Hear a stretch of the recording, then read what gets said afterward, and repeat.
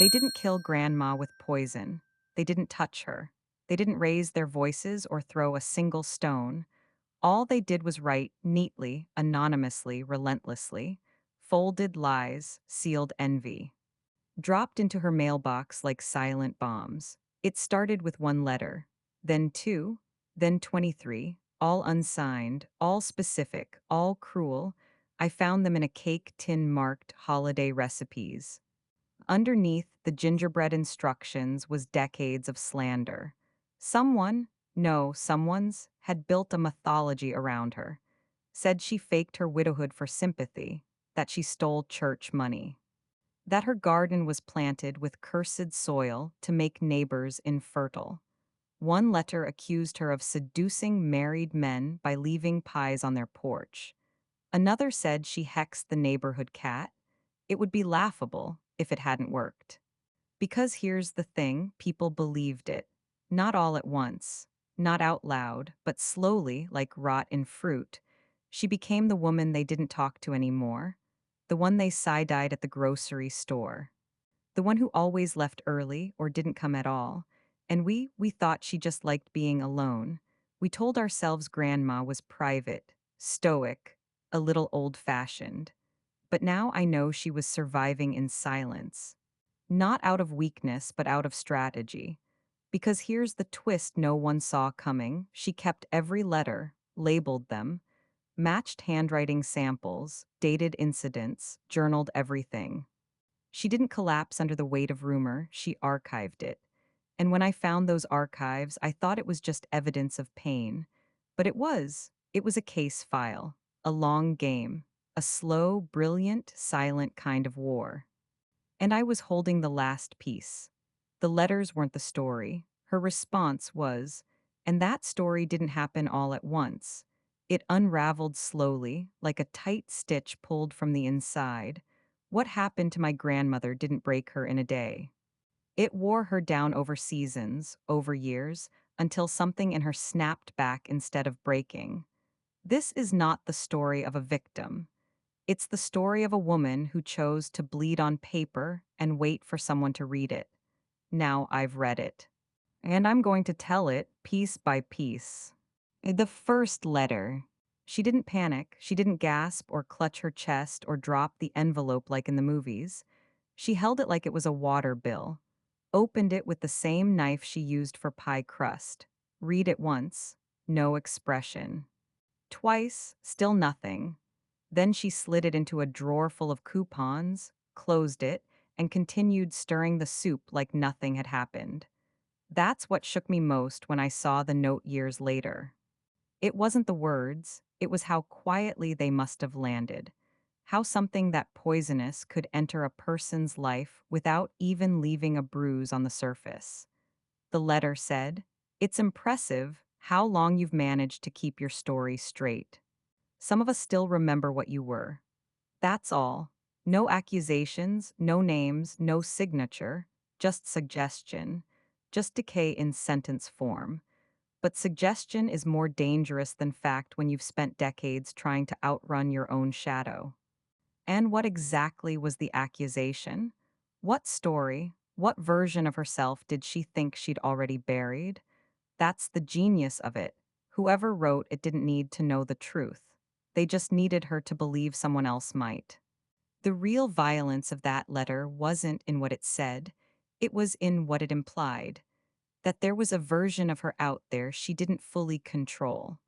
That people might be remembering her wrong, or worse, remembering her correctly. That's the kind of message that doesn't need to be read twice. It needs to be survived. She didn't show anyone. Of course not. You don't wave something like that around. You don't ask for validation when the danger is in being seen too closely.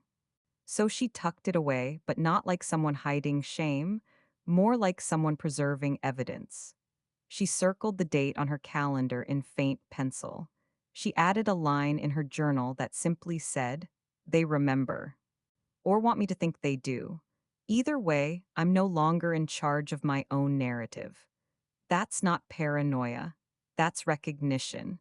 That's what it sounds like when a woman realizes her life can be rewritten at any moment by someone with a typewriter and no conscience. She began testing reality in small ways, watching how long the cashier made eye contact, measuring how often the mail arrived late. She reread old Christmas cards from neighbors, scanning for tone.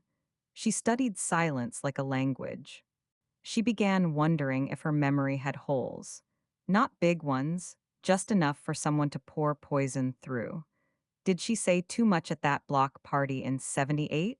Did she argue too harshly with Mrs. Dilly about the zoning ordinance? Did someone see her cry in the car after her husband died and decide weakness was the same as guilt?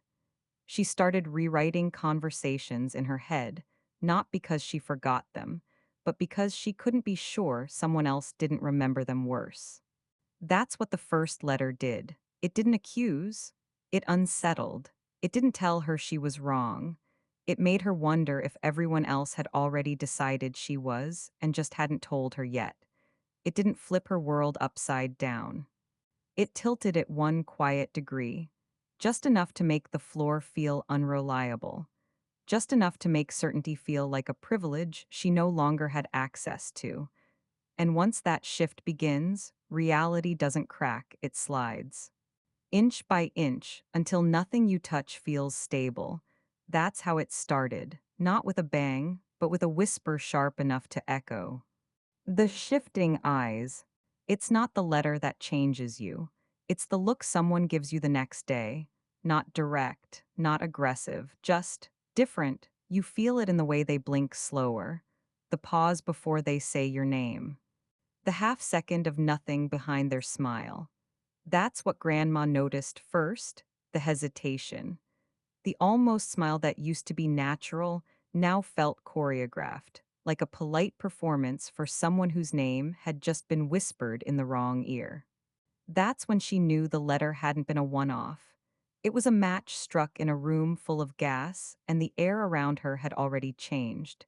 She tested it, walked the same route to the grocery store, nodded at the same neighbors, waved at the postman like always, and each time something small came back wrong, a glance that landed too fast, a door that closed a little quicker, a good morning returned too flat. That kind of shift isn't measurable on a chart, but you feel it in the body.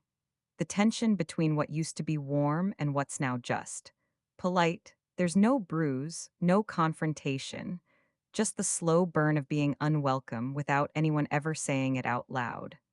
And that's what made it worse. No one accused her of anything. They just started behaving like something had already been proven. She stopped going to church first, said the pews felt colder, said the bulletin boy avoided her row, said people in the choir stopped standing next to her in rehearsal, then the book club, said the hostess always forgot to send the invite even when they met at her own house, then the block meetings, then the school fundraisers. She didn't quit them, they quietly quit her. It wasn't a door slammed, it was a hallway that just kept getting longer. She wrote in her journal, I feel like wallpaper, still here, but nobody looks. The twist wasn't that people changed. The twist was that they didn't even realize they had. That's how gossip works at its highest level. Not with facts, with atmosphere. The room gets colder and no one notices the thermostat. By the third letter, she'd stopped checking the mailbox first thing. Not because she wasn't afraid, but because she already knew what would be there. She stopped reading them all the way through, started scanning for handwriting instead. One day she circled the tail of an F and wrote, This person is educated, or pretending to be. She started recognizing phrases, not from the letters, but from her own life. Things she had once said, twisted just enough to sound suspicious. I like my privacy became, she's hiding something. I prefer quiet gatherings became, she doesn't like people. I don't need help, thank you became, she thinks she's better than everyone. That's how it burrowed in, not through slander, but through distortion.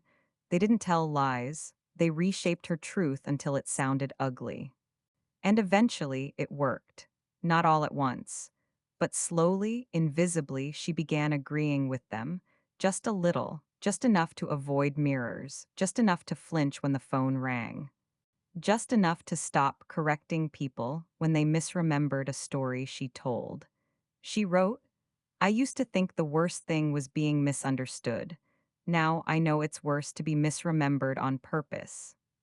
That was the moment she stopped trying to be seen, not out of surrender, but out of calculation, because visibility had become a liability. And the more she tried to stay part of the world, the more it punished her for insisting she belonged.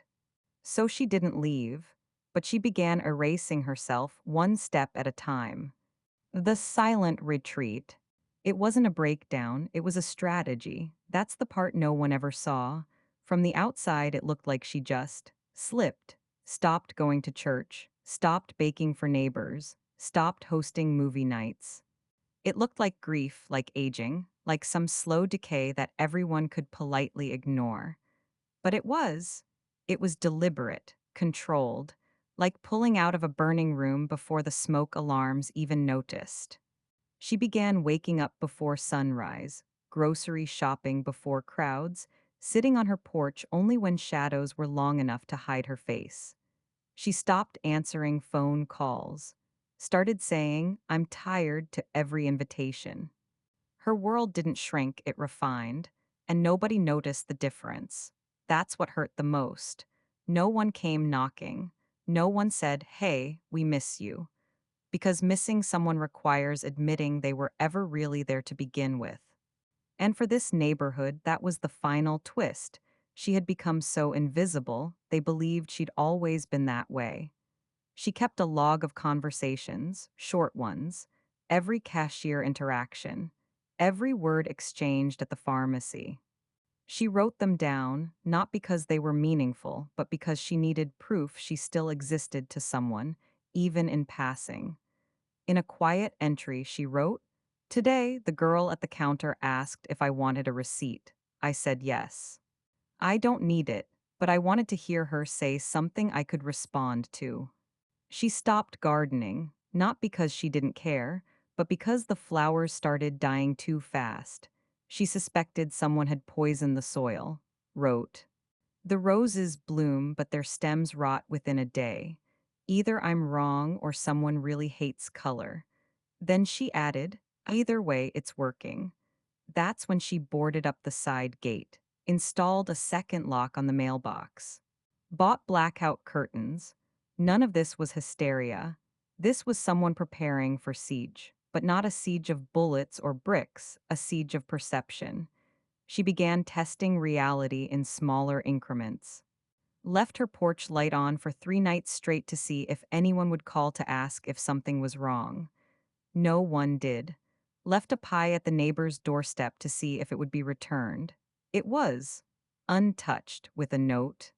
We don't eat sugar anymore. She laughed when she read that. Laughed so hard she dropped the pie tin. Then she wrote, It's not sugar you're avoiding, it's the woman who made it. She didn't stop caring. She stopped performing. That's the difference. Her retreat wasn't collapse, it was refusal. She refused to play the role of dignified widow or sweet neighbor or harmless old lady, because none of those roles protected her. None of them earned her the benefit of the doubt. So she retreated, not to disappear, but to observe from the outside how quickly people would rewrite her absence as irrelevance. The house got quieter. Her clothes stayed folded. The phone rang less. The mailbox filled slower. But her journals got thicker, her records more detailed, her memory sharper. She wasn't withdrawing. She was documenting.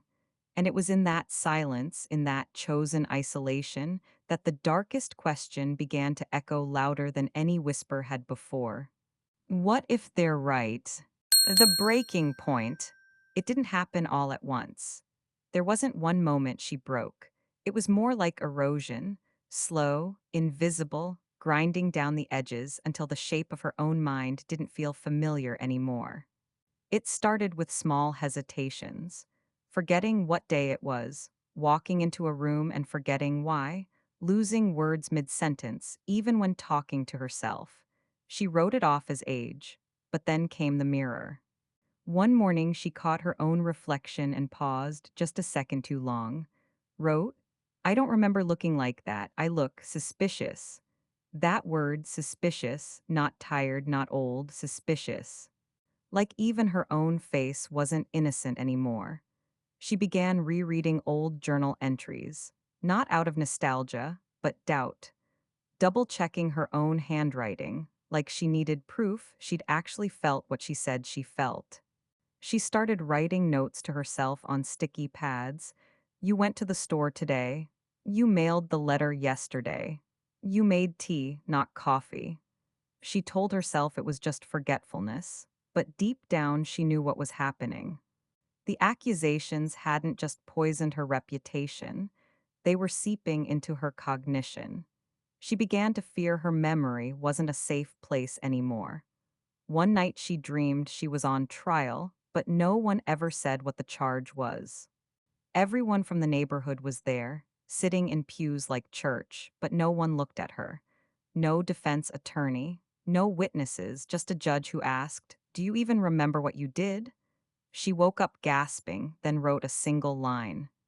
"I don't, and I don't know if it's because I'm innocent or because they've made me doubt the truth." That's the kind of breaking that doesn't make noise. No screaming, no dramatic fall. Just a quiet cracking from the inside out, like old porcelain under pressure.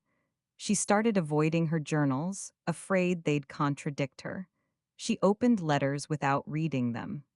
Just stared at the handwriting, tracing curves like they were maps to somewhere she used to live. She walked slower, breathed shallower, told herself the lights were flickering when they were.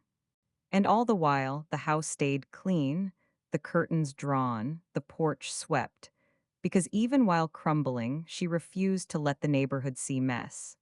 And yet, something strange started to happen. Amid the fog, amid the doubt, there was a flicker, a pattern, a sentence in a letter that mirrored one from 6 months ago, a phrase she saw twice, written in the same slanted script. She didn't catch it because she was sharp. She caught it because she was unraveling, and unraveling made her desperate to cling to anything that still made sense. The breaking point didn't destroy her. It revealed a code. And in that crack, where she almost gave up on herself, she found something she hadn't felt in months. Suspicion turned outward, not toward herself, but toward them. Because what if this wasn't just cruelty? What if it was a system? What if someone wasn't just trying to shame her, but to erase her? And once that thought took root, she stopped doubting her memory and started doubting theirs. The turning pen. The pen didn't save her, but it gave her structure. Something to push back with, not a weapon, a scalpel.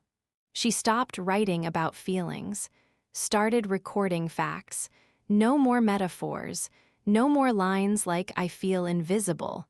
And now it was 2:13 p.m., mailbox full.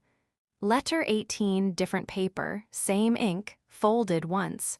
No return address, matches tone of letter 6. She wasn't journaling, she was building a case. A slow, methodical, lonely case against someone, or maybe several someones, who were trying to shred her identity from the edges inward. And she wasn't going to let them. She began collecting handwriting samples the way some people collect stamps. Grocery lists dropped in the parking lot. Thank you cards passed around church before she stopped going. Side notes scribbled on PTA sign-in sheets from when Mom was in middle school. She kept them all, cataloged the way the G curled, whether the T had a flat top or a hook. She learned more about people from how they dotted their I, S than from anything they ever said to her face. She started building a wall inside her journal. Left side were letters. Right side were matches. Not full names, just initials. Guesses, a puzzle being pieced together by someone who had nothing else to lose but the truth, And the truth was getting sharper. There were patterns. Certain phrases only appeared on Wednesdays. Certain insults returned every 4 months, like clockwork. One letter quoted scripture. Another misquoted it the same way 2 years later. She started cross-referencing block party schedules with dates of incoming mail. Started logging which families stopped speaking to her after which letter. Wrote, "If I can map gossip, I can follow its origin." That wasn't bitterness. That was clarity. That was a mind no longer asking for fairness, only accuracy. The twist wasn't just that she was documenting it all, it was that she never intended to expose them while she was alive. That's what her later entries suggest. She wasn't preparing for a confrontation. She was leaving behind an autopsy. She knew this wouldn't end in apology. It would end in silence. But silence can echo if recorded properly. And she was making damn sure the tape would play long after she was gone. She started talking less but noticing more. When someone brought up the weather, she marked how fast they changed subjects. When someone offered to help carry her groceries, she noted whether they used her name. When they didn't, she wrote. People avoid names when they're hiding shame. As she was no longer shrinking, she was baiting. Watching who flinched, watching who smiled too hard, watching who asked too many questions or none at all. They thought she was fading. In truth, she'd never been more awake. She sharpened the pen until it became a blade, not for vengeance, but for preservation, for story control. If they were going to rewrite her, she was going to plant footnotes in every corner of the page. And those footnotes would outlive their whispers. She didn't just fight back. She began to author what would come next. The gaslight diagnosis. They didn't call her crazy, not at first. They said things like, she's been through a lot, she needs rest, she's just getting older. Soft sentences wrapped in good intentions, but they all pointed in the same direction, away from truth and toward confusion. The more precise her records became, the more uncomfortable everyone got. It wasn't the content of her notebooks that scared them. It was the fact that she had so many, that she remembered what others forgot, that she drew lines between things they were content to leave unconnected, that she wrote down every time someone flinched, every awkward pause, every lie so small it could pass for kindness. They said she was obsessive. She said she was exact. And there's nothing more threatening than a woman who can prove her pain with timestamps. It was Mom who first suggested a visit to the doctor, not out of cruelty, out of helplessness. She couldn't follow the patterns, couldn't understand why her own mother tracked, who sat next to her at church 6 years ago, couldn't see how a string of anonymous letters might slowly rearrange your concept of reality. So she did what polite families do when someone refuses to get over it. She medicalized it. The appointment was short, clinical, barely 20 minutes. Bass sat upright, polite, deliberate. The doctor asked routine questions, tone soft, eyes detached. Have you felt anxious lately? Do you sometimes believe people are watching you? Do you ever feel unsafe at home? To which she answered, yes, yes, and yes. Not because she was delusional, but because she was paying attention. But that's not how they wrote it down. The chart said mild paranoia, said possible age-related memory distortion, said patient exhibits signs of fixation. She walked out with a pamphlet on cognitive decline and a prescription she never filled. Wrote in her journal that night, "The doctor said my memory's fragile. I remember every word he said." And just like that, her credibility cracked. Not by force, not by argument, but by classification. People stopped listening because now there was a label. She's not well. She's confused. She's obsessed. The same people who once whispered behind her back now spoke in soft tones of pity. And pity, she learned, was just another way to erase someone without touching them. She became the subject of concern instead of conversation. And when a woman becomes concerning, she becomes easier to ignore. That was the final twist, not that they thought she was broken, but that they needed her to be. It made their indifference easier to live with, because if she was paranoid, they didn't have to be cruel. If she was confused, they didn't have to be complicit. If she was unstable, then the problem was hers, not theirs. Her clarity became the threat, so they framed it as fog. But Bad didn't argue, didn't protest. She knew arguing with a diagnosis only confirms it in their eyes. Instead, she wrote, let them call it madness. Madness is easier to remember than malice. And still she kept writing, still she kept watching. Because if they were going to write her off, she would finish her story first. The archive of truth. She didn't try to clear her name, she preserved it. That's the difference. One is loud, the other is patient. She chose patience, not because she was weak, but because she knew noise never survives the way records do. So she organized everything. Letters in order, matched with calendar entries, community event flyers, handwritten menus, margin notes from block meeting minutes, newspaper clippings, even shopping lists with familiar loops in the G.S. Every paper was punched with a 3-hole punch and filed, carefully, obsessively, relentlessly. One binder became 2, 2 became 8.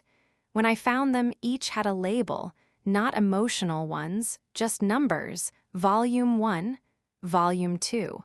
Volume 3, she had turned her pain into an index, and tucked inside Volume 6 was a single sheet, handwritten, centered, no title, just one sentence.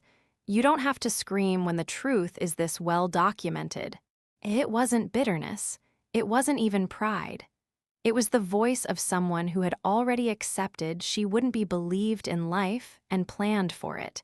She made copies, one set in a fireproof box, one in a second-hand safety deposit account registered under her maiden name, another stored in a folder marked recipe notes in her kitchen cabinet, right next to an actual recipe for lemon bars.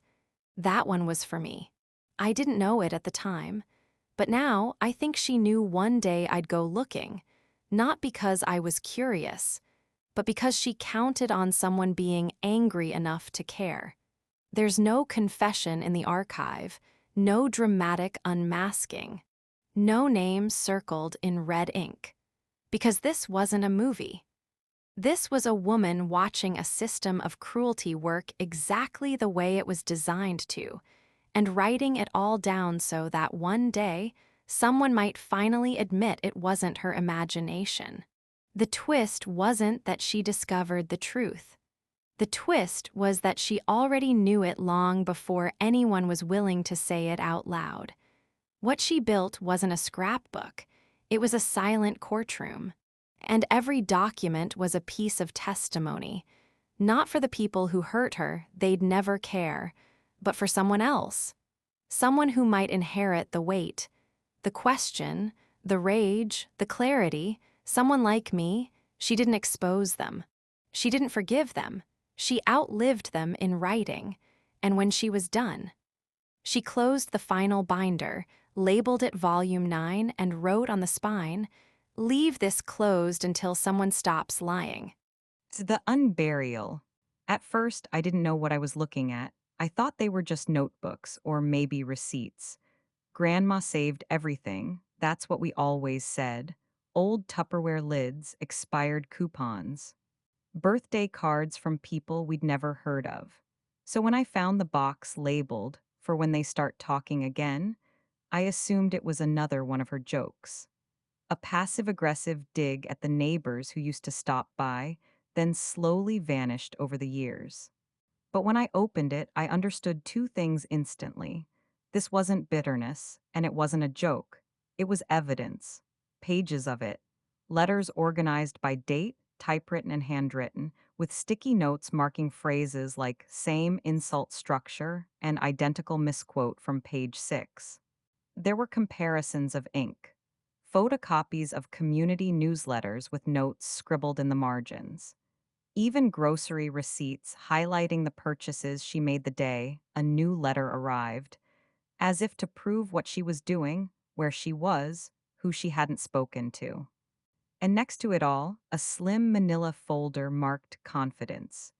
Inside were 4 handwriting samples, one from the church sign in book, one from a PTA bake sale, one from a thank you card I vaguely remember seeing on the mantel when I was 8, and one, the match from letter 12. The loops were identical. The angle of the S, the tail on the Y, the hesitation in the crossbar of the T. I didn't want to believe it, but my stomach knew before my eyes did.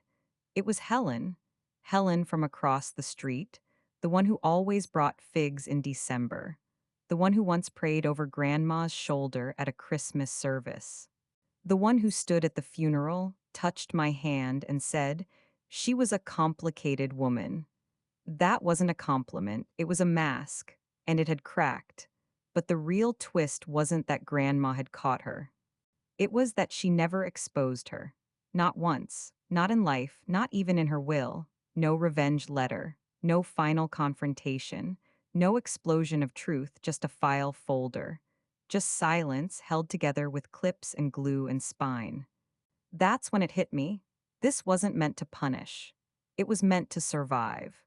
Grandma had spent 30 years documenting her erasure, not to clear her name, but to make sure someone, anyone, would one day have to look it in the face and decide what to do with it. I stared at Helen's name for a long time, thought about all the cookies she gave me, all the times she looked me in the eye and smiled, knowing what she'd done, thought about all the people who read her letters and quietly agreed. Thought about how we, her family, chose politeness over protection, discomfort over confrontation, doubt over defense. And I realized something I didn't want to admit. We weren't just victims of her lies. We were accessories to Grandma's erasure. The burial or the light. I could have kept it quiet. Just sealed the folders, taped the box, pushed it back under the bed where I found it. Pretended it was a grieving woman's obsession, a sad little archive of misunderstandings and bitterness. That would have been the polite thing, the easy thing, the neighborly thing. But the more I read, the more I realized the only reason this story ever happened was because too many people chose silence when the truth was sitting in their kitchen, brewing tea, asking nothing in return. So I did the one thing she never did. I spoke. I scanned everything, all 9 volumes. I sent copies to the Homeowners Association, to the church elders, to the community board. I didn't add commentary, didn't write a manifesto. I let her handwriting do the talking, and I watched what happened. First came the phone calls, then the silence. Then the careful knock on my door from Helen's daughter, not to apologize, but to ask me to be mindful of the past. I told her the past had been plenty mindful. It just never got the courtesy returned. I posted 1 page online, just one, a scan of the letter that said, "The street would be cleaner without women like you." Below it, a photo of my grandmother watering her roses. No caption. Within a week, 3 other women in the neighborhood messaged me. They'd gotten letters too, not as many, not as cruel, but written by the same hand. The same voice that wrapped malice in manners and slipped it through the cracks. The truth didn't cause a riot. It didn't ruin Helen, no lawsuits, no confessions. She simply stopped being spoken about, which, ironically, is the same thing she did to Grandma. There's no satisfaction in that, no real victory, but there's something close to peace in knowing the silence now has a crack in it. Something light can crawl through. At the next community meeting, I brought one of the binders, set it on the table, didn't open it, didn't speak, just placed it down and left it there like a name tag no one wanted to wear. And when I walked out, I didn't feel brave. I felt exhausted, but also clean. Like I'd rinsed off something that had been sticking to me my whole life without knowing. Grandma never asked for justice. She asked to be remembered correctly. And that's the hardest kind of justice. There is not punishment, not revenge, but accuracy. And I gave her that, or maybe I gave that to myself. See, the echo, the thing about silence is it doesn't vanish when the noise returns. It waits. It holds shape. It remembers who chose it and why. I used to think Grandma was quiet because she didn't know how to fight back. Now I know she stayed quiet because she was waiting to be read, not rescued. And maybe that's worse, to live long enough to become your own archive, hoping someone you love will care enough to translate it when it's too late to say thank you. I still hear people say her name like it's a question. She was interesting. She had a past. She kept to herself. And I let them speak half truths because they don't deserve the full version. That belongs to her, to me. To the binder in my closet that I still haven't moved. It just sits there, closed, heavy, breathing. Some days I think about writing letters of my own, not to accuse, just to remind. That forgetting is a choice. That rumor is a kind of murder. That the most dangerous pen is the one that signs silence.